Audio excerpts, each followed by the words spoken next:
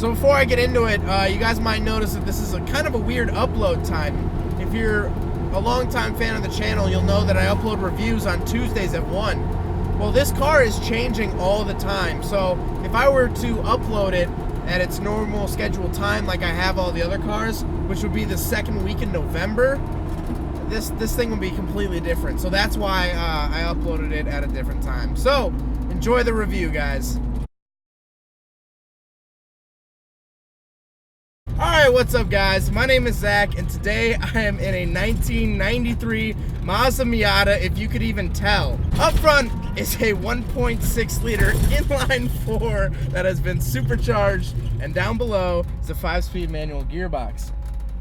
Now, from looking at this car, it's kind of almost hard to tell that it's even a Miata. It's been lifted, it has a supercharger, it has an intercooler sticking out of the hood. It sounds amazing.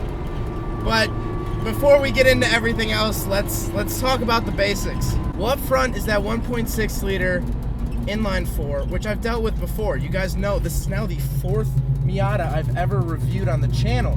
And until Miatas get boring, I'm gonna keep reviewing interesting ones. But that 1.6 liter has a supercharger on it, putting out 4 pounds of boost currently, and making a great whining noise. And it really adds to the experience. I've never driven a boosted Miata before, and it really is something else. You get these awesome whining noises, which I'm sure you guys hear. It's a very noisy car. And it definitely helps out the 1.6 liter up in the higher of the rev range. You really feel boost kick in. Even though it's only 4 PSI, you can really feel it kick in. Now down below is the 5-speed manual gearbox, nothing new, but this car does have a 6-puck clutch, which was a little hard to get used to at first, but it's not the end of the world, it's not horrible, although Caleb, who owns the car, he sort of regrets it.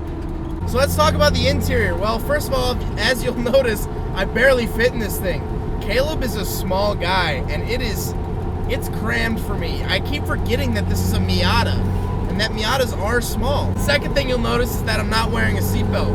That's not by choice. This thing doesn't have one. Now, normally I love the Miata gauges, but these have inserts on them that look different, and I'm not the biggest fan of them. It makes the gauges look a little different. There's nothing wrong with them. Definitely, it fits the car, but I prefer the stock Miata gauges. I really love the look of those. To the left of the gauges, I also have an air-fuel ratio gauge where the air conditioning vent used to be, which is actually really helpful, just to keep another eye on the engine. Caleb has painted the interior green to match the exterior.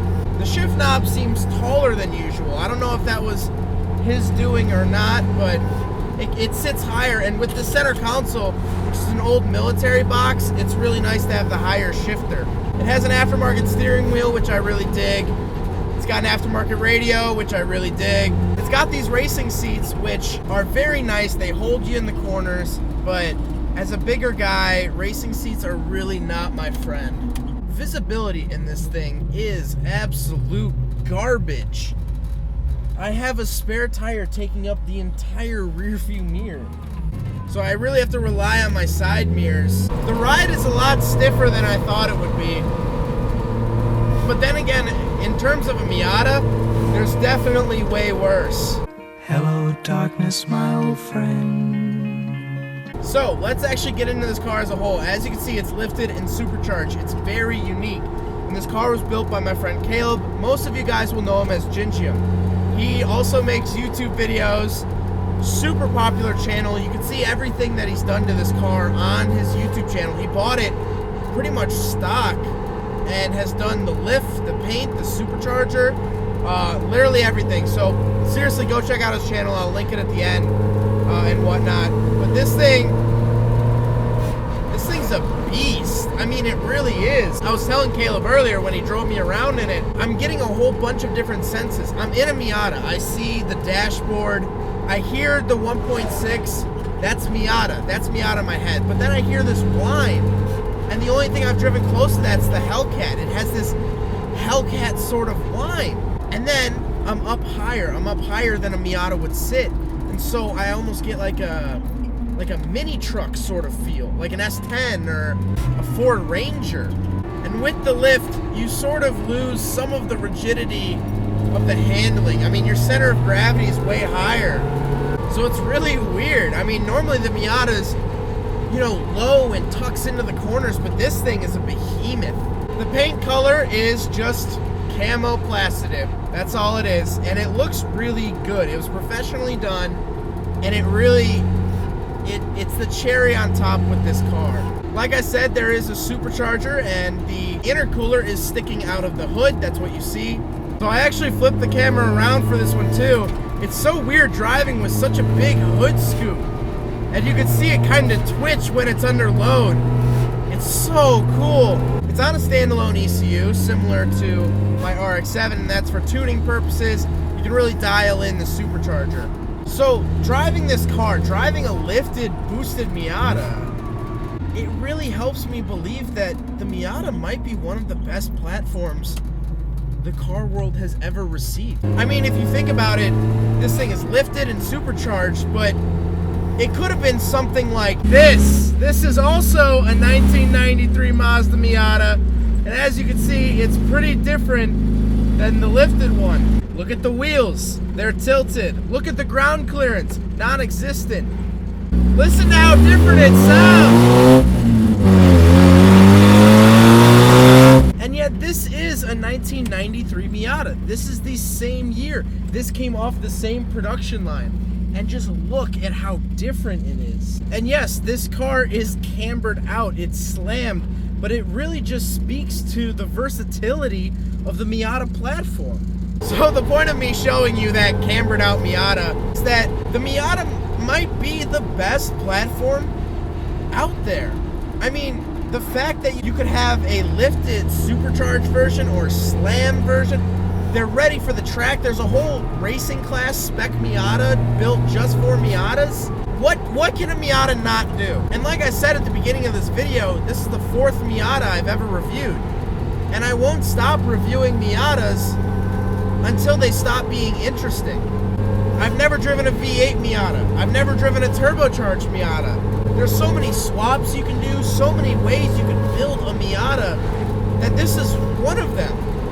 And that's staggering to me. That's insane to me. And overall, this car is still good. I mean, yes, it has rattles and creaks and shakes, and it's not the friendliest to bigger guys like me, but this is still a really good car. The Miata is just a can-do platform. That's amazing. So, again, I have to thank Caleb, because this is definitely an experience like no other. I mean, really, this is a 1 in a 10 million sort of car. You don't see these, and it becomes very apparent when every single person you pass is staring at you. Yeah, just snap that dude's neck. You know what else? I'm getting ready to end the review here, and I'm just kind of polishing everything up, making sure I talked about everything. And as I'm driving this thing, it's seeming like less and less of a monster. It's hard to describe. It almost feels like this thing was meant to be. It doesn't feel stock in any way, because that supercharger whine and blow off, and that's clearly not stock, but it feels right. I guess that's what I'm trying to say, is that it feels good. Well, I hope you guys enjoyed the video. I hope you guys learned something about Caleb's lifted and supercharged Miata. But again, don't forget to rate the video, comment on the video, and subscribe if you really liked it. And seriously, go check out Caleb's channel. He has everything he's ever done to this car up in video format. It's absolutely amazing, so go check that out. But again, take care, guys. There goes a sight from my soul.